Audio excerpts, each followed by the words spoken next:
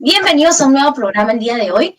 Tenemos un tema muy interesante. Tenemos un reportaje, una entrevista y una nota de opinión, dentro de los cuales nos vamos a desenvolver en torno al tema de qué impacto tiene la coyuntura actual en los negocios en el Perú. Vamos a ir primero con el reportaje realizado por Hilary Gutiérrez y quien les habla. A continuación. Si bien los negocios siempre se han enfrentado cada día a nuevos retos, la globalización ha introducido nuevas realidades y adversidades con las cuales las empresas deben lidiar día a día. A pesar de ello, los miles de factores que toman en consideración para realizar planes estratégicos que les permita sobresalir y desarrollarse en sus respectivas industrias, es altamente probable que la llegada de la pandemia no haya sido prevista y que simplemente se hayan visto sorprendidos teniendo que resolver los problemas que la misma ha conllevado en plena marcha. Cuando el presidente Vizcarra anunció el establecimiento de la cuarentena obligatoria, inicialmente fueron planteados 15 días, dentro de los cuales la mayoría de actividades económicas tuvieron que ser paralizadas. Estas medidas tuvieron que ser extendidas hasta el mes de junio, es decir, un periodo aproximado de 3 meses. De acuerdo al Instituto Nacional de Estadística e Informática, el PBI durante el 2020 cayó en un 11%. Además, muchos de los ciudadanos peruanos se vieron en una situación de desempleo, por lo que el gobierno tuvo que otorgar bonos, especialmente a aquellos hogares en pobreza extrema y vulnerabilidad. Por si no fuera poco, pasada la cuarentena obligatoria, buscando un progresivo aperturamiento de la economía, se establecieron medidas de toque de queda, nula circulación los domingos y restricciones de apertura para determinadas industrias, a las cuales las empresas tuvieron que adaptarse e inclusive algunas de ellas llegaron a reinventarse. Es un hecho que lo que peor le pasaron fueron los microempresarios emergentes y las pequeñas y medianas empresas, ya que las medidas tomadas para prevenir el contagio de COVID-19 hicieron que la demanda de sus productos caiga de manera notoria, además de no poder trabajar con normalidad, ya que la mayoría de MIPES se dedican al sector manufacturero y de servicio.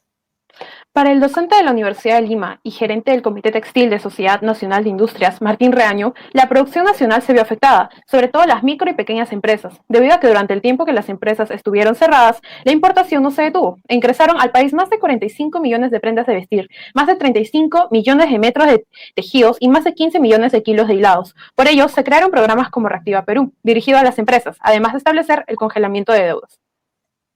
Sin duda, el país se ha visto afectado por diversos eventos, algunos de contexto global. Se podría decir que el cambio comenzó con la llegada del COVID-19 a Perú a principios de marzo de 2020.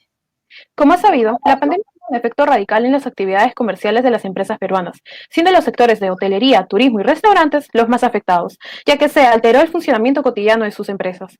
Si bien para las grandes cadenas de restaurantes los ingresos pudieron mantenerse gracias a los aplicativos de delivery y redes sociales, cadenas de hotelería y sectores turísticos no corrieron la misma suerte. Tal es el caso de la cadena de hoteles Casa Andina, que informó una pérdida de 75 millones de soles en el año 2020, que recién para el año 2021 pudieron reactivar sus actividades económicas cuando las normas de confinamiento fueron menos estrictas. Por otro lado, en el sector turístico también ha reactivado su economía, pero sin contar ni con la mitad de ingresos que obtuvieron en años anteriores.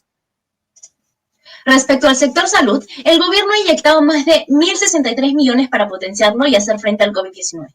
En la lucha contra esta pandemia es esencial adquirir equipos y aparatos médicos, por lo que se han asignado 209 millones y se han ejecutado 74 millones de los mencionados, lo que supone un 35,4% de avance. Sin embargo, el avance es más lento en la construcción de nueva infraestructura, de lo cual se han dispuesto 21 millones para este fin y utilizado solo el 1,2%.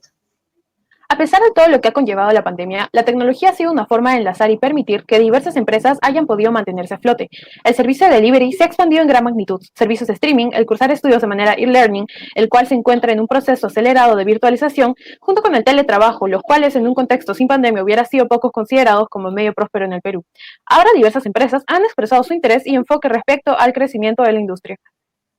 Según datos de la Unidad de Inteligencia de Negocios de Newbies, durante la primera semana de marzo del 2020, el e-commerce movió más de 10 millones de soles, lo cual representó un 49% más antes de iniciar la cuarentena. Asimismo, un estudio realizado por la Cámara Peruana de Comercio Electrónico resaltó que este sector creció en un 50% en el país, con un movimiento de más de 6.000 millones de dólares. Según datos de la propia compañía, proporcionados por los representantes de PayU, los consumidores online se han incrementado en un 221%. Gracias. Buenas tardes con todos, nos encontramos en BGC News con el doctor Gonzalo Galdós. El día de hoy contamos con la presencia del señor Jorge Carrillo, desde su visión como vicepresidente de Future Schools. ¿Cuál es su rol y qué funciones desempeña? dentro de la empresa?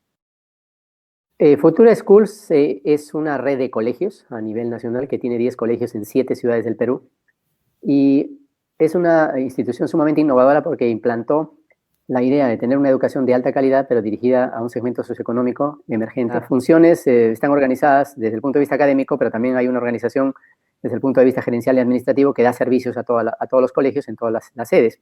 Yo pertenezco a esa función, vamos a llamarle de red, en la que me encargo fundamentalmente de los aspectos de la parte académica, el desarrollo del modelo académico y de la misma manera también de los aspectos societarios. Eso significa en el comité ejecutivo y en el directorio de la empresa. ¿Cuál sería básicamente su rol y las funciones que desempeña como director de CIC Corp? Mira, básicamente, bueno, la dirección general de la institución, pues es evidentemente, en primer lugar, diseñar la estrategia de la empresa, la propuesta de valor de la empresa, lo que ofrecemos a los clientes y supervisar, pues, la correcta ejecución de los planes, ¿no? Y que bueno, y obviamente que la compañía tenga una rentabilidad aceptable, ¿no? ¿Cómo es que Futura Schools ha podido prevalecer a partir de todos los desafíos que también se han generado a causa de la pandemia, ¿no? Nosotros, afortunadamente, ya teníamos una idea de que era importante la educación no presencial, la educación a distancia, que era una manera de tener cobertura nacional, era una manera de tener cobertura a aquellas áreas y aquellas zonas donde no tenemos sedes físicas. Entonces ya veníamos trabajando en eso.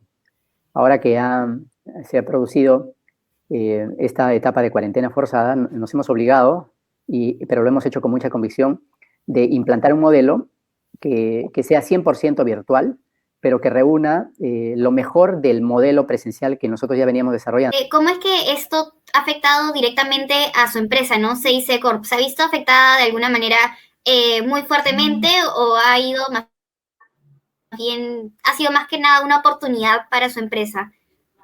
Mira, nosotros tenemos dos unidades de negocio, una que ve consultorías, asesorías empresariales, y la otra que hace capacitación, necesitamos cursos a empresas, no abiertos al público, sino necesitamos cursos a empresas para sus colaboradores, para sus ejecutivos, qué sé yo, a través de diferentes consultores que tenemos. Yo dicto algunas cosas de mi especialidad, pero tenemos un staff de un montón de consultores que cada uno tiene un rubro distinto para poder ayudar a las empresas, ¿no? Tanto a nivel de consultoría como capacitación. Entonces, en el caso de las consultorías, creo que el tema ha sido golpeado poco, no ha sido, definitivamente, si bien es cierto, cuando entran en crisis las empresas, uno de los principales gastos que reduce son el tema de asesorías, el tema de capacitaciones y también el tema de marketing, que no es mío, pero normalmente lo primero que cortan, pues, es presupuesto de capacitación, presupuesto de asesorías y presupuesto de marketing. Entonces, en general, la empresa ha sido un poco afectada. De hecho, más en capacitaciones que en consultoría. Seguimos con algunas cosas, con las consultorías que teníamos antes. De repente han pedido reducir la frecuencia. Si antes eran reuniones semanales, ahora son quincenales, ¿no? Para poder ahorrar un poco costos los clientes. En donde sí nos ha golpeado con más fuerza es el tema de capacitaciones, porque, no sé, antes, cuando era el tema presencial, dictábamos cursos, no sé, de 20 horas a una empresa, ¿no? A los colaboradores de un banco, por ejemplo, un curso de finanzas de 20 horas. Ahora no nos piden eso porque, digamos, lo que están pidiendo más son, o sea, charlas, webinars, ¿no? Conferencias cortas o algunos talleres muy pequeños, muy puntuales, porque están optimizando precisamente este tipo de gastos, ¿no? Entonces, a nivel de ingresos, nosotros hemos sido más o menos, o sea, hemos tenido el año pasado, más o menos llegamos al 70% del presupuesto, o sea que para hacer un año de crisis no estuvo mal, igual no es el 100%, pero de verdad que bastante bien para la coyuntura. Y esperemos que ya 2022 regresemos a la presencialidad y las empresas puedan reactivarse y sobre eso también nosotros generar más ingresos, ¿no? ¿Cómo ha impactado la inestabilidad política y las variaciones de tipo de cambio directamente a su empresa, ¿no? Nuestros costos son en soles, no hay tanta afectación de nuestra estructura económica como red. Sin embargo, algunas familias de nuestros alumnos puede ser que tengan obligaciones en dólares que se ven afectadas por la subida del tipo de cambio, pero esperemos que el buen manejo que ha hecho el Banco Central se mantenga y se pueda lograr que más allá de la volatilidad política se pueda estabilizar el dólar, como hasta ahora lo han venido consiguiendo. ¿Cómo cree usted que ha impactado la inestabilidad política en las fluctuaciones de tipo de cambio directamente en su empresa, no? A ver, la coyuntura política lo que está haciendo es frenar las decisiones de gasto e inversión de las empresas y también de las familias, ¿no? Muchas empresas, pues, si antes estaban pensando ampliar su negocio a un nuevo local, ahora la piensan 2 veces o están esperando, pues, hasta a ver quién gana las elecciones y qué política económica toma la persona que gane.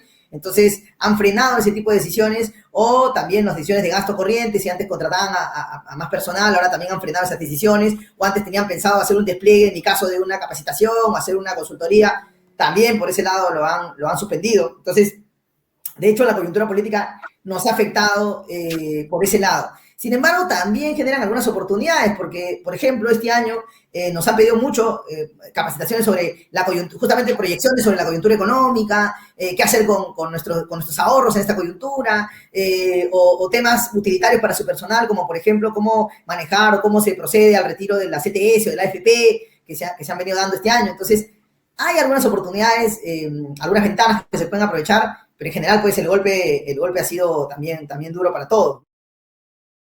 Para finalizar con el programa del día de hoy, vamos a pasar a ver una nota de opinión realizada por Melanie Ramírez y María Fernanda Chaparro, en la cual nos van a expresar su punto de vista acerca de cómo ha contribuido el gobierno respecto a las prácticas empresariales del contexto actual. Te agradezco mucho, Ashley. De verdad es un gusto para Melanie y para mí estar aquí en BGC News hablando de la nota que les hemos enviado, hablando sobre un tema tan importante como es la situación económica de un país en desarrollo como Perú, en plena crisis mundial, podemos decir, a raíz de la pandemia causada por el COVID-19. Melanie va a hablarnos un poco más sobre qué es lo que pasa con el aspecto social y político y cómo todo eso repercute en la economía.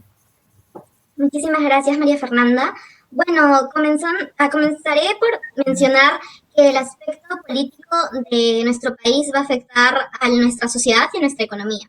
Y esto se ha evidenciado en las marchas de noviembre del año pasado, por ejemplo, cuando gran parte de la población salió a mostrar su descontento con la inestabilidad política que se había ocasionado gracias a la irresponsabilidad de muchas de nuestras autoridades, ¿no? Y también mencionar que todo el hecho de tener 3 presidentes en una sola semana, el hecho de no haber llegado a un consenso entre la oposición y el gobierno, ha hecho que haya esta lucha constante de poderes, ¿no?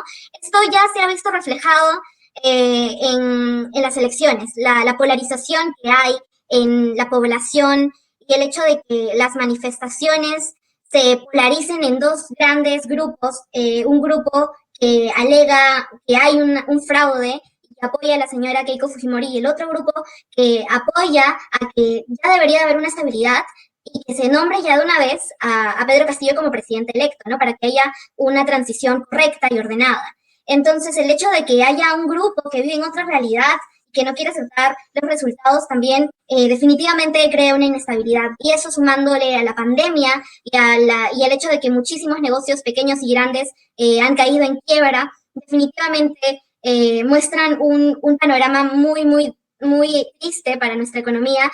Y esto también se ve reflejado, por ejemplo, en el hecho de que varios sectores agrícolas, ganaderos, sectores civiles en conjunto, tengan que convocar a un paro nacional para que las autoridades ya tomen una decisión y para que pueda haber una estabilidad en el país, ¿no? Entonces, el hecho de que toda esta crisis política esté afectando a nuestra economía nos hace bastante considerar el cómo es que las autoridades son responsables de la economía de nuestro país. Le doy pase a mi compañera María Fernanda. Sí, todo es verdaderamente cierto, ¿no? ¿Y qué puede hacer aquí el inversionista sino más que dudar? Si desde ya un inicio tenemos la crisis global, económica, ante la decadencia de diversos negocios y sectores por las medidas tomadas como la cuarentena, los sectores como hotelería y turismo están en crisis desde que empezó. Ver a un país como el nuestro, en vías de desarrollo, con altos grados de corrupción, poniéndole a ello una crisis social, más la crisis económica que ya viene experimentando no desde antes de la pandemia, porque el Perú ha estado en unos niveles de crecimiento sostenidos, pero sí la economía peruana se caracteriza por la informalidad. Definitivamente afecta la percepción de un inversionista, porque ante las dudas del nuevo gobierno, junto a lo ya mencionado, las reglas del juego no están claras para hacer una empresa en Perú. Son arenas movedizas sobre las que estarían construyendo y a nadie le gustaría perder una inversión tan grande como ser tal vez una transnacional. Así que ciertamente es necesario comenzar a reconciliar tanto a la oposición como al gobierno y a todos los grupos interesados en participar de la vida política en el país para que se pueda dar una mejor percepción a los futuros inversionistas. De este modo llamamos todos, a la ciudadanía y a las autoridades, a dar calma a la ciudadanía para contrarrestar esta crisis y permitir mayor crecimiento económico, que al fin y al cabo va a ser uno de los grandes pilares que van a permitir que el país se siga desarrollando.